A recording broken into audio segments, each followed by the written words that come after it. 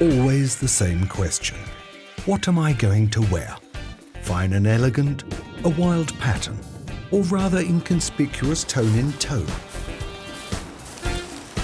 Animals seem to have it easier than us humans. Nature provides them with their outfits. Armour for fighting, a feathery collar for seduction, broad snowshoes so as not to sink in the deep snow. Each animal wears the perfect clothes, it seems, but it's not that easy. Animals also have problems dressing up. They too follow the rules of fashion and must pay attention to their appearance.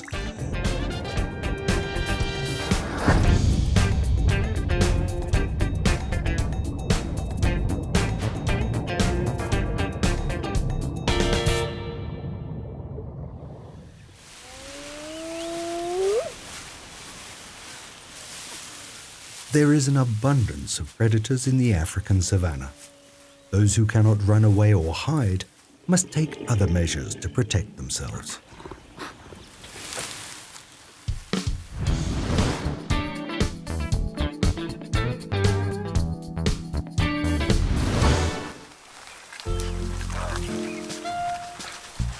Extravagant and unique, this protective suit. The African pangolin resembles a walking pine cone and trudges across the ground like a dinosaur. But it is actually a mammal covered with scales made of keratin, just like fingernails growing all over its body. The scaly shell is ideal to squeeze through thorny bushes, especially when this is the shortest way to breakfast. And like every other day on the menu, ants. They carry seeds as their food, but will turn into food themselves any minute. Their scent gives them away.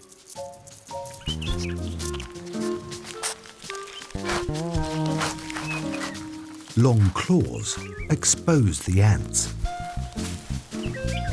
and an even longer tongue pulls them out.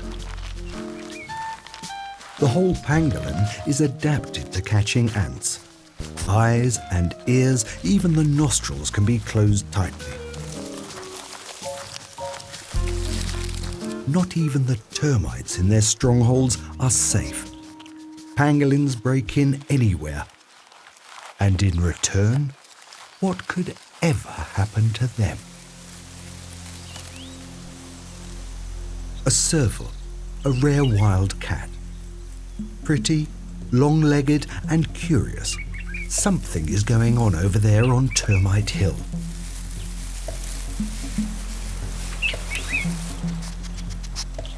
Pangolin is deeply immersed in the insect hunt. Everything else seems of no interest. And yet it moves on soon. The termite population shall recover quickly until the next visit, a normal routine. But now an unexpected encounter is about to happen.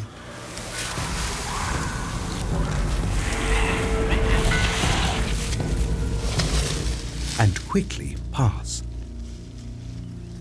Curled up, the armoured pangolin cannot be harmed. The horny scales make it impossible to get through. Not a chance, not even for lions and other big cats.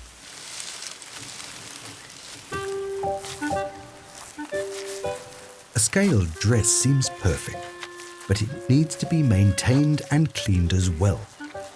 A 40-centimetre long tongue can come in quite handy.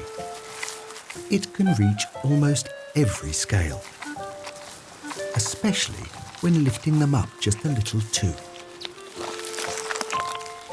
But that is not enough. From time to time, the pangolin needs a thorough cleaning.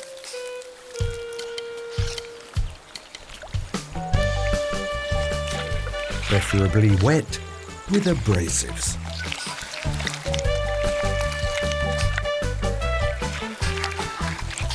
The sludge has to find its way under each and every scale, especially on the back, which is hardest to reach with the tongue.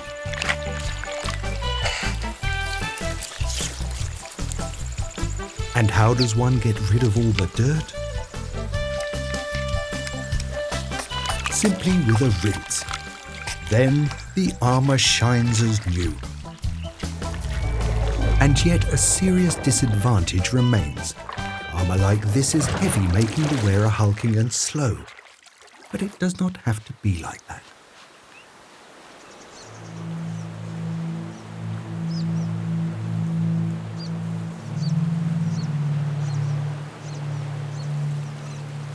Now, at low tide, the tide pools at the North Sea become a refuge for nimble armoured animals. Underwater, the weight does not matter. Everyone knows them. Shore crabs. On the inside, they are as soft as rubber, but they hide behind solid armour. 8 legs, also armoured, with hinged joints. Openings for the telescope eyes and the olfactory antennas. And not to forget the pincers, powerful weapons in the fight for females.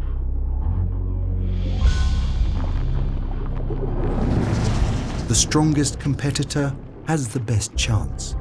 It might even lose a leg or a pincer, but they simply grow back.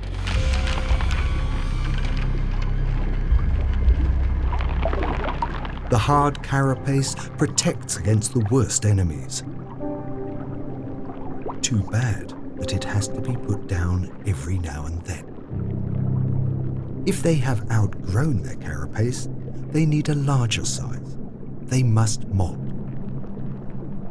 And that can end in disaster, because the new shell is still soft at its beginning.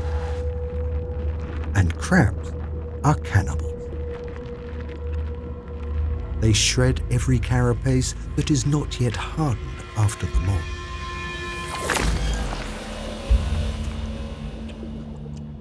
Crab meat as fresh as it gets.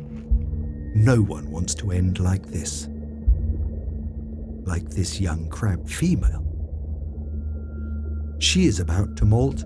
Her shell feels too tight already, but then she would be defenseless against such pincers. What to do? He has already picked up her scent. His antennas report a female which will soon be soft and weak. He rushes in, grabs her, and drags her away. Escape seems impossible. But suddenly, a twist. The female ceases to fight back, hugs him almost tenderly.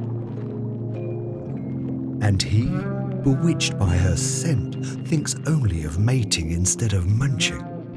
Reproduction takes precedence. But to mate, she must hatch from her shell dress, otherwise it won't work.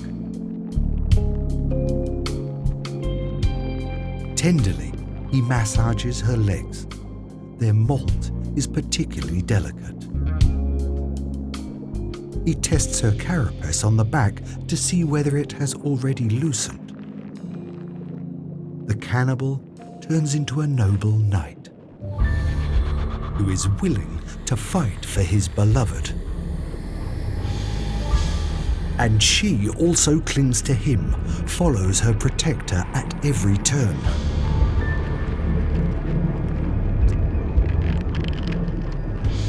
Until it is safe again. Attack averted. Now the right time has come to remove her carapace.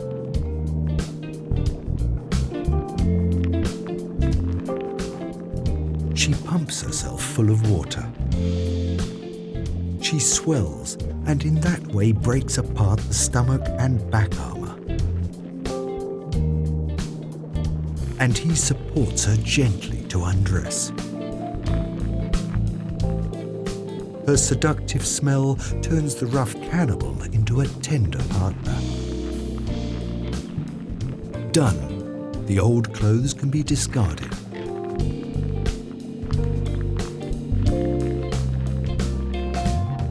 Yet the new ones are still too soft, making her vulnerable. He waits with mating until she is a little more stable. All in all, life behind armor is not easy. And yet, chitin shells are the models for success from nature's closet. All insects and beetles wear them, including Hercules, of course, the muscle man amongst the beetles with his formidable pliers.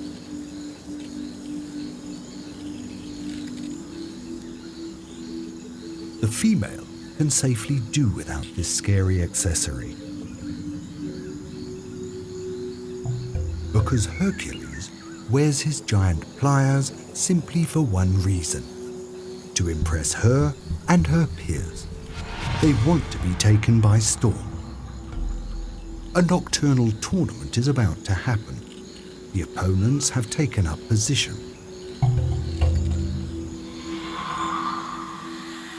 Presentation of arms. Everyone is trying to intimidate their rivals.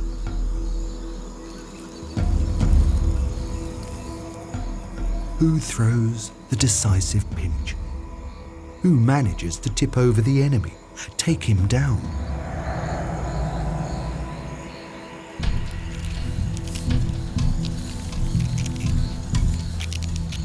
The effort is worthwhile because it is about the ladies.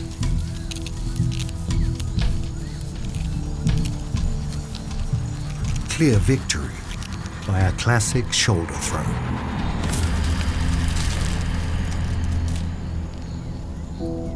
His armor has absorbed the impact. He will get back on his feet. But he shall rule over the branch now, and his girl is waiting. Owning armor to wear is good, but which is the best? Welcome to the armor showcase at the pond.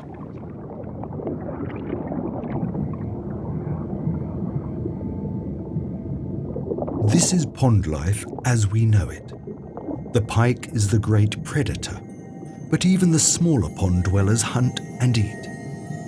Water fleas as prey in dense clouds.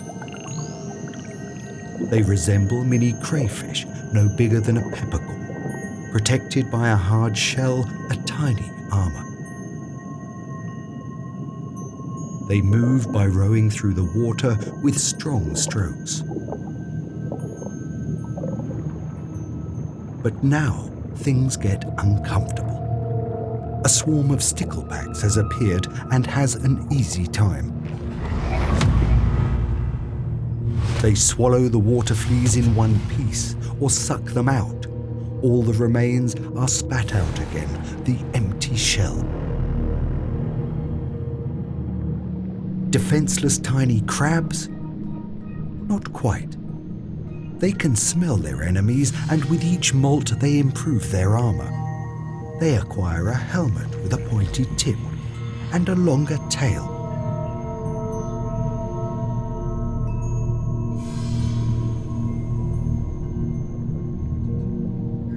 And now, the fish have something harder to swallow.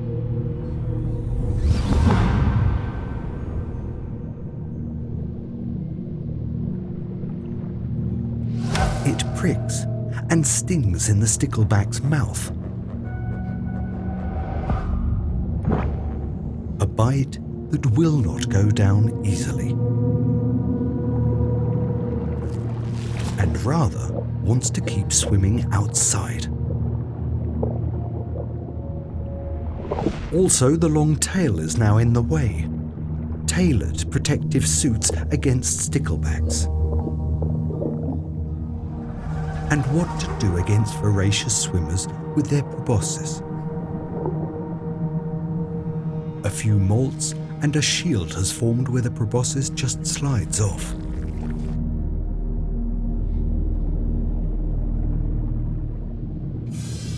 Water fleas adapt to their enemies. This armour is supposed to help against the larvae of phantom midges, which now cannot properly get hold of the water flea.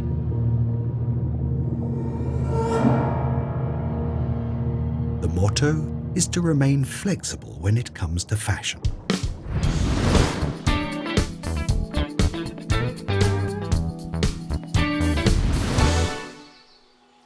There is no question about it. Tough clothing can be helpful, but not everyone can wear it. The fire salamander would suffocate. Like all amphibians, he breathes through the skin. It is thus thin and vulnerable.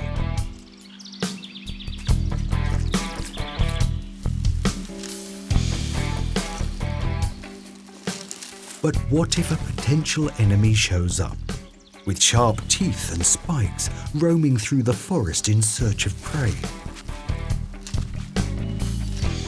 Such things do not trouble him at all. His skin is covered with poisonous mucus. And that is being conveyed clearly visible from afar by its striking warning costume. Black-yellow means do not mess with me. Behind the iron-yellow background sits a battery of poison glands, and the rest of the body is covered with them as well.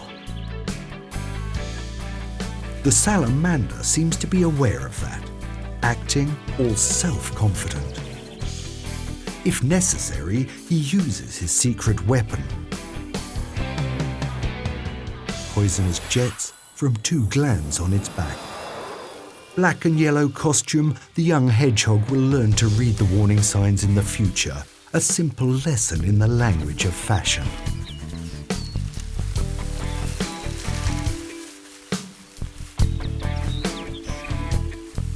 It does not necessarily need sounds.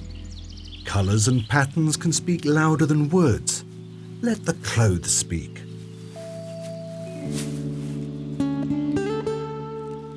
The little tree frog, for example, relies entirely on camouflage rather than a warning costume. Green frog on green ground. Hard to spot. But there are also branches in the tree, which are known to be brown. So it starts to change colour. And minutes later, the tree frog has turned into a branch frog. And when it sits on the trunk, into a bark frog. And if it is still discovered, it will rely on the final rescue jump.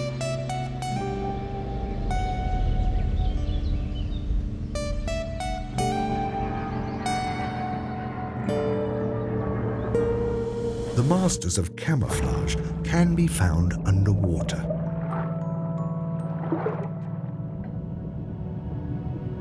If they are found at all. If you dress like the environment, your fashion statement says, "I am not here." A crab in seaweed costume, so overgrown its enemies will have a hard time finding it.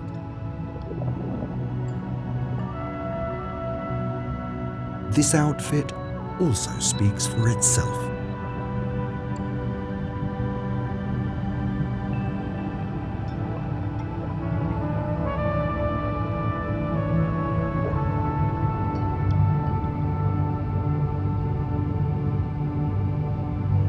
And which animal is sought here?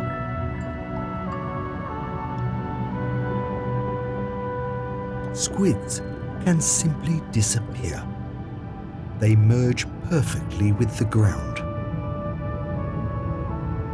They sway with the swell, and not even the eyes are particularly noticeable. They are giant cuttlefish, squids with 10 arms that can change their appearance within seconds.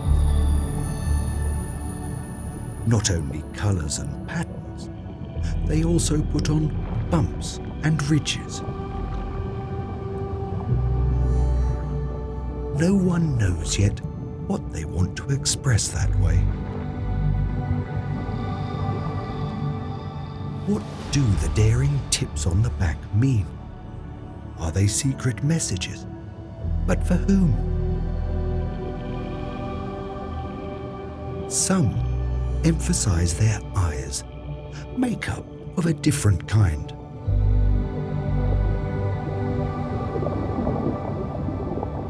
Giant cuttlefish seem to have developed a keen sense of fashion. Very elegantly, they glide through the water, mostly backwards. If they are in a hurry, they blow water out of their caudal tube. Recoil principle in action. Otherwise, they produce gentle waves with the edges of their fins. Once a year, the giant cuttlefish have their grand appearance at the Spencer Gulf in Australia.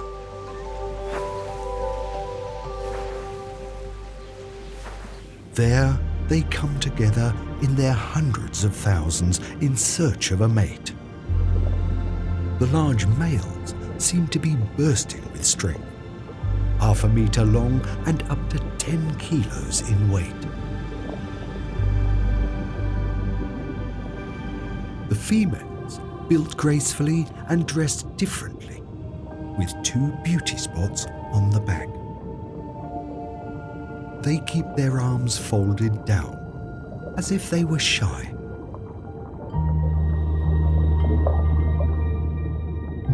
Quite different to the macho with his powerful arms. His bright colours reflect inner excitement. He has discovered a female, which is hiding under a rock. She shall be only his.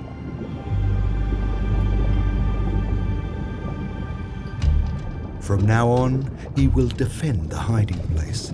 No other male is allowed to get too close.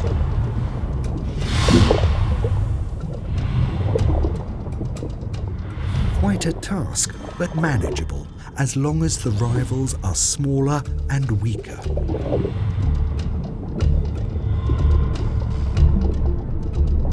But now, a stronger rival moves in, a worthy challenger.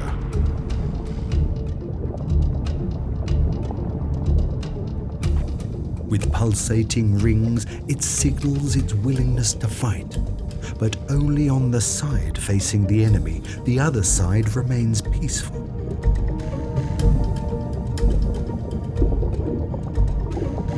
Like 2 battleships, they line up alongside to compete, including eye-catching colours meant to intimidate the opponent.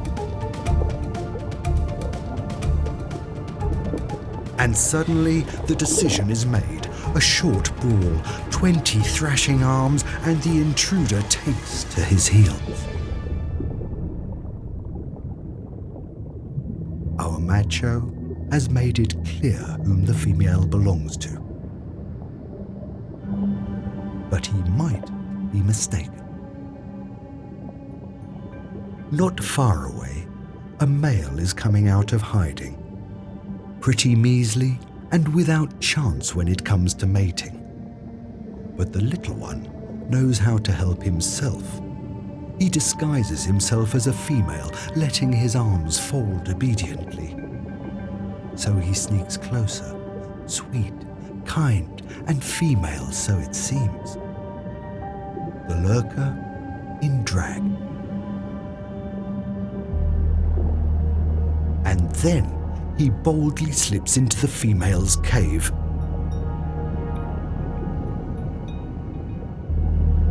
Without objection. After all, it's only another female. Wrong. The 2 find themselves quickly, the lurker and the sepia. Secretly, they become a couple.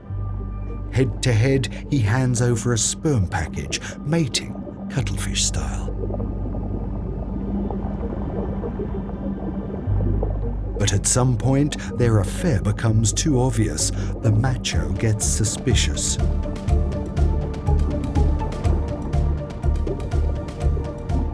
The cover is blown and the lurker is up for a beating.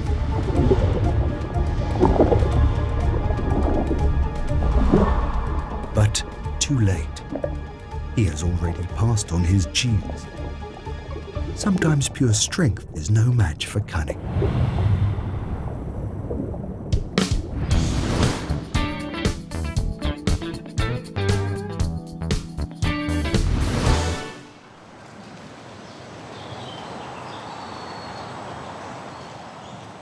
When the cold season begins, everyone should dress warmly. Or not.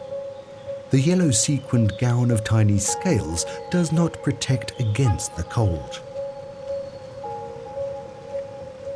It does not have to.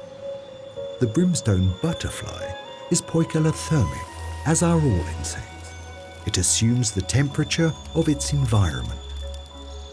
It can even freeze completely, down to -20 degrees. Antifreeze inside the body makes it possible.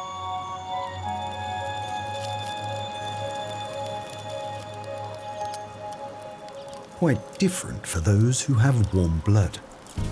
The task of their clothing is to keep the warmth in the body.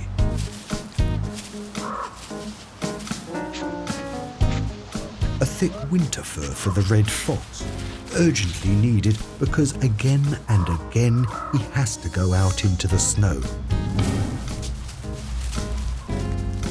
Hunting mice.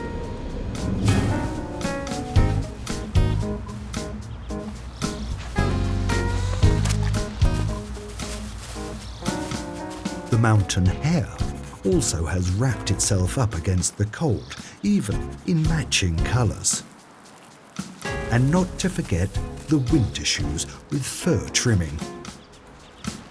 Extra wide soles in order not to sink in the deep snow.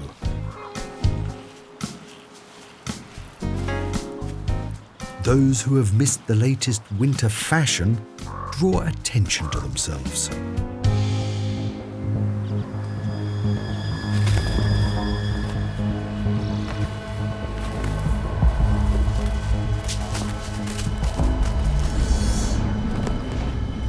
All clear, the great grey owl is content with a mouse snack. It too flaunts the latest winter collection, including down boots.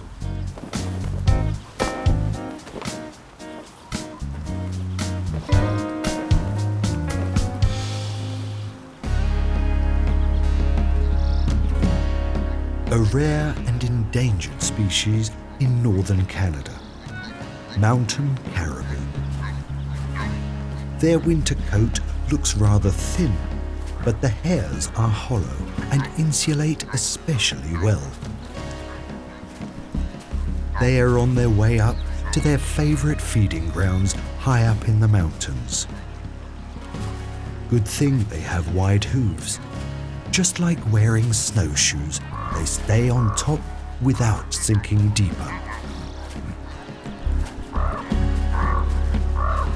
And then the goal is reached. The lichens in the trees, usually too high up out of reach, but now with the high snow and snowshoes, easy game.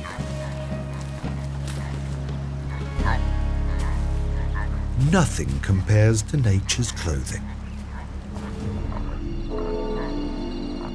Even for a night out, the choice is huge.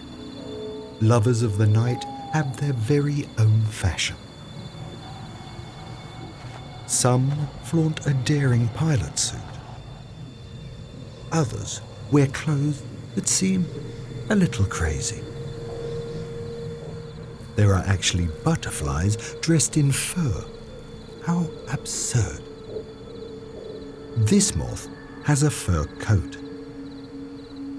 This death's head hawk moth has hair everywhere, even on the head. But what for as a poikilothermic animal?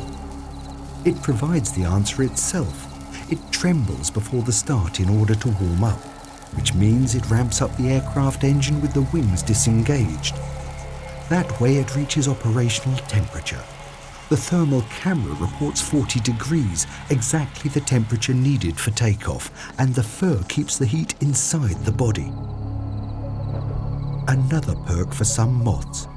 Their fur is a clear signal to bats that they are inedible. When ambushed in mid-air, there is another survival trick up its sleeve: head-on dive. Just brilliant. Skull Airline.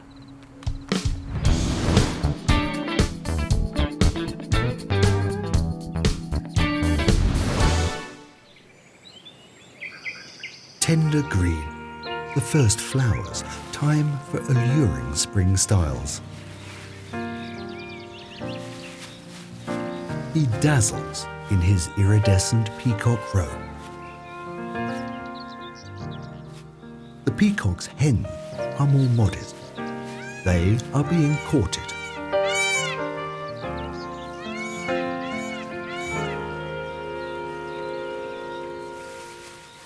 "150 long feathers with the famous peacock eyes, impeccably arranged in regular circular arcs. A fashionable piece of art and signal for perfect health.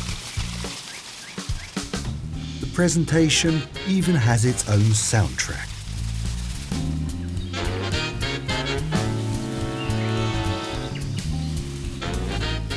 That's how the peacocks court their females.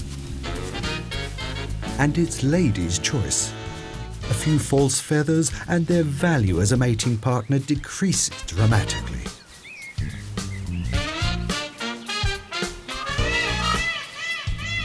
A splendour of colours and feather headdress, they all show what they've got. And he who dresses best attracts the females. But the fashion show is also about competition. Those who cannot keep up lower their masterpiece and withdraw. Pretty feathers pay off.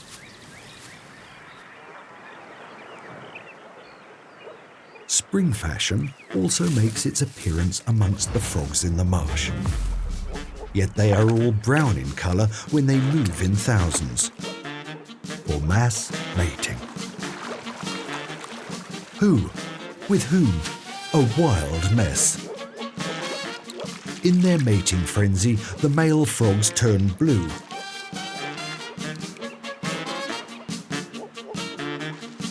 Probably to avoid confusion during the mass mating. Simple moor frogs rule: if it's blue, don't be a fool.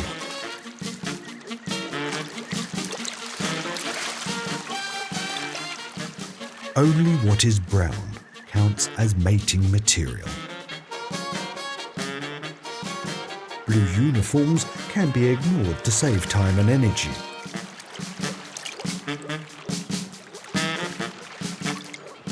Only with females can they produce offspring in spawn.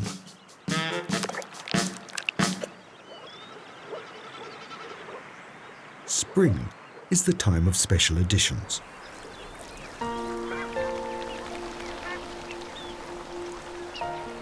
These birds seem to know that very well. They are ruffs, who now in May fly out to their northern breeding grounds. All dressed unpretentiously in speckled brown and white for the journey. But this will change. And after the trip, one has to freshen up, and the males have to put on new clothes. Down with the feathers on the neck, a new collar is needed. It is already beginning to show, and then in full splendour. Each male dresses up differently, even with a feather wig on his head. fashion made for seduction. But the courtship suits are also combat suits.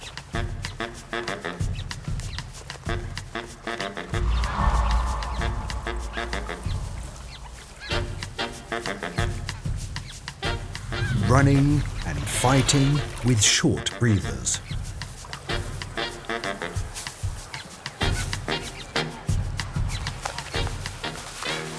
Everyone wants to grab the best place to present himself.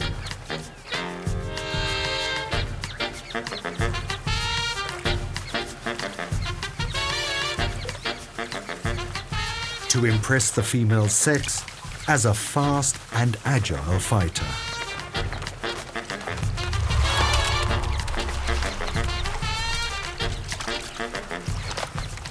The females, in the meantime, keep calm.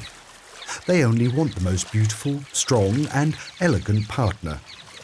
Not everyone can convince them.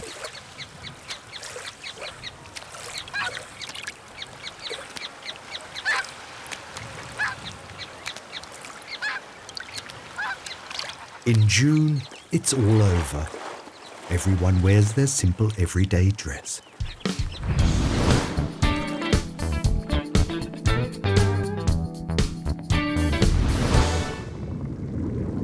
A change of clothes may change more than just the appearance, especially among Amphibians living in the coral reef. The males wear reddish purple with golden scales, the attire of a harem ruler. Constantly in motion, he keeps his harem together. No one shall stray too far.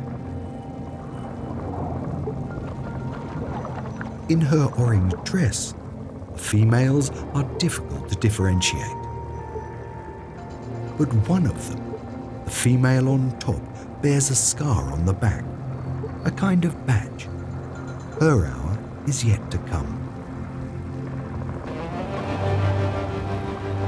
The grouper is dangerous, but so what? A spurt back to the coral and they'll be safe. Likewise with the predatory mackerel. But this threat now is more serious.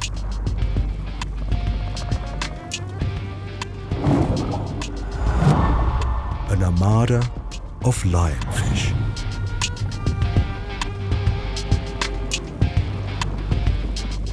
Flashy as he is, it will be him above all they set as their target. Lionfish are masters of the ambush. They wait patiently for a chance to attack. And it will come. He catches the eye, venturing too far out.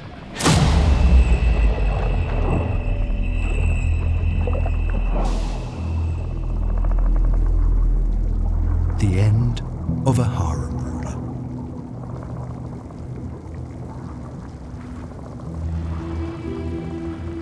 What will become of the females?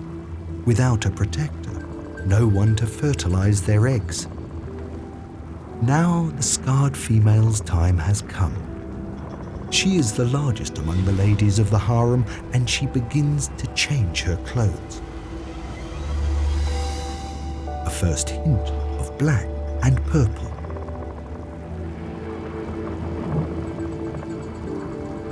A few days later, she is almost unrecognizable. Dark blue fin hems, the orange displaced by red. And her movements are more restless, just like the males. After about a week of changing, the makeover is completed. 1 minute dressed in female orange, and now a magnificent male. Only the scar reminds of the former sex.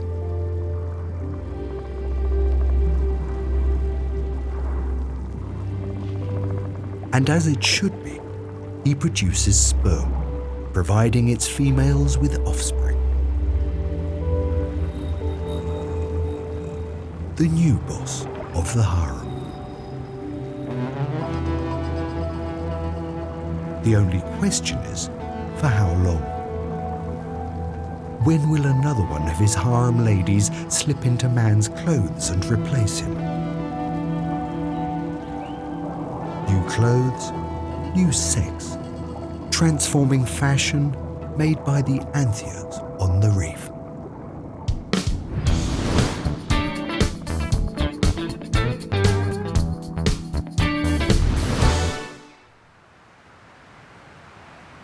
The purpose of fashion in the animal kingdom seems to be survival.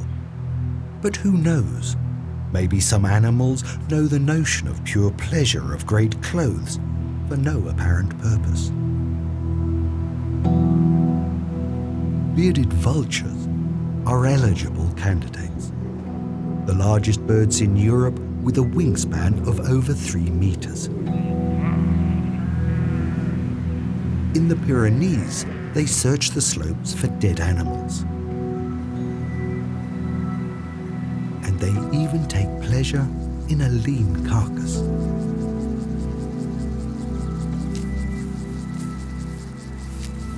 They are the only birds that eat bones. If not itself, then a competitor.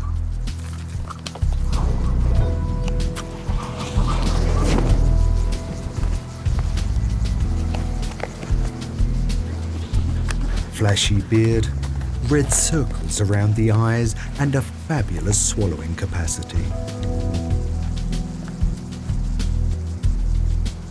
But even more unusual is their crazy sense of fashion. They love to dress in a certain color. Again and again, they take on long flights to find their special beauty parlors. Secluded puddles with ferruginous mud. Ideally suited to change the color of their white plumage.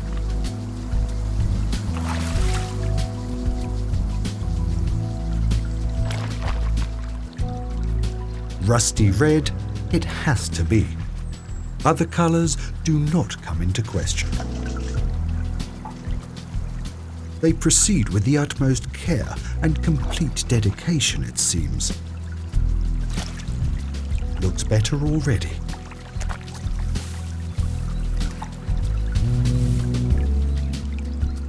Never before has the recoloring been documented in the wild, and it is a complete mystery to ornithology. What is the purpose of the rust red color? It does not protect against parasites. It has nothing to do with the rank among the birds. It is not related to the sex. Males and females indulge in this luxury treatment. So why the effort? Maybe it's just a fad with which the bearded vultures override any dress code.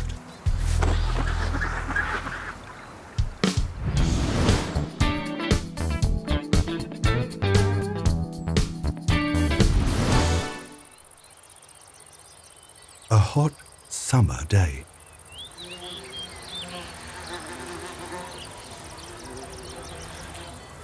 Even the cows at the lake seem a bit limp and lazy.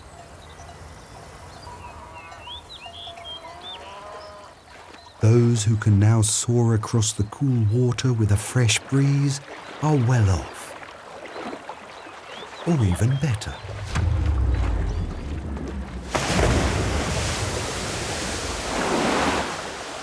But not everyone can simply go for a dip when it's too hot.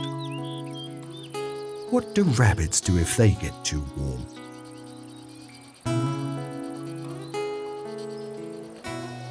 Or roosters, or chickens?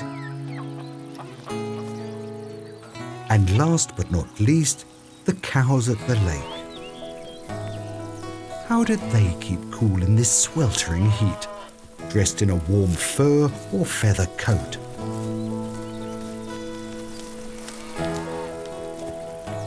No wonder they prefer the shade. Cows have far fewer sweat glands than humans, and under the fur, the sweat cannot evaporate either. The cooling effect is low. But their noses are not huge and bald for nothing. In hot weather, they are well supplied with blood and let off heat.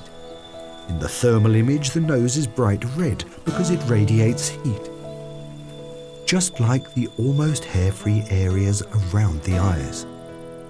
They also contribute to cooling. And of course, the bare udder, the hottest place, the cow's hotspot. Furred fashionistas use their bald spots to get rid of excess heat. Rabbits use the same trick. Their fur is thick and they cannot sweat at all, but they have long ears that are hairless on the inside. In the hot weather, the warm blood shoots through the veins in the ears and cools down. Long ears for listening and cooling. Supported by the eyes and the rabbit's face.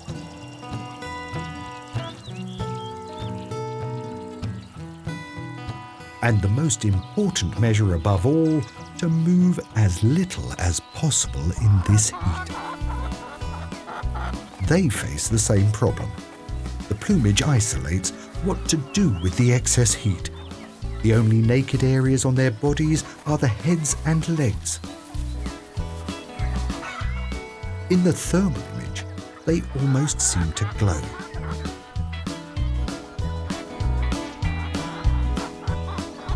Chickens as hotheads. They're hot spots via which they give off heat to the outside.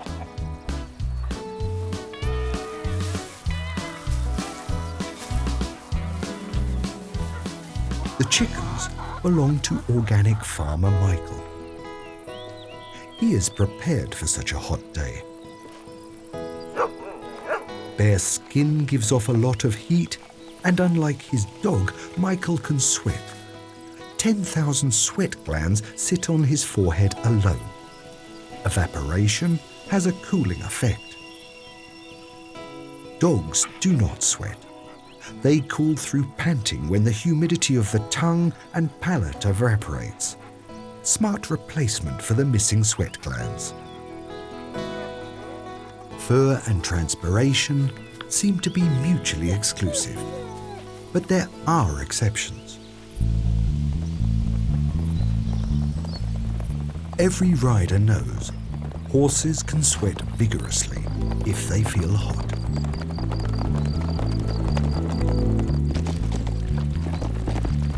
They are born runners, also because they have developed an effective transpiration despite their hair.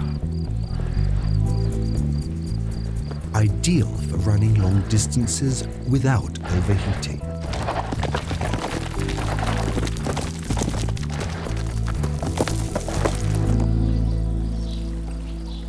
Horse sweat is a special juice.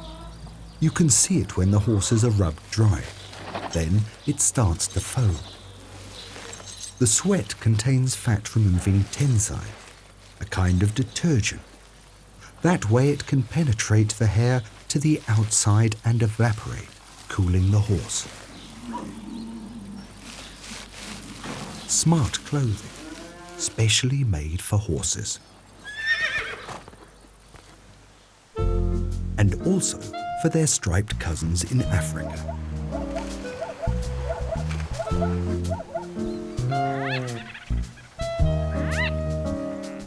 The pangolin, on the other hand, can only dream of such luxury. Sweating, impossible.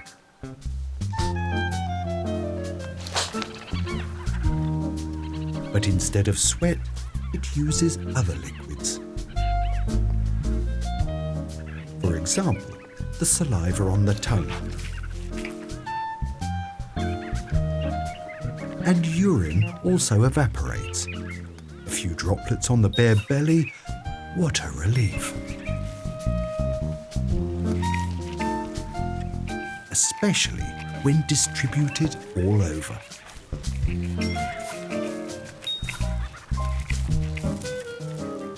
Without question, nature is trying its best when it comes to clothing. But everything has to take action too, not only when it comes to cooling. You have to know how to put the clothes in the limelight. One has to be comfortable in their own skin. Each style of clothing requires the appropriate behavior. What's the use of armor without the capability to change it? What's the use of winter clothes if you missed the point or time to put them on? Or spring clothes without the art of seduction? Clothes alone are not everything. You have to behave accordingly. Only then will all the wonderful creations come to fruition and facilitate survival.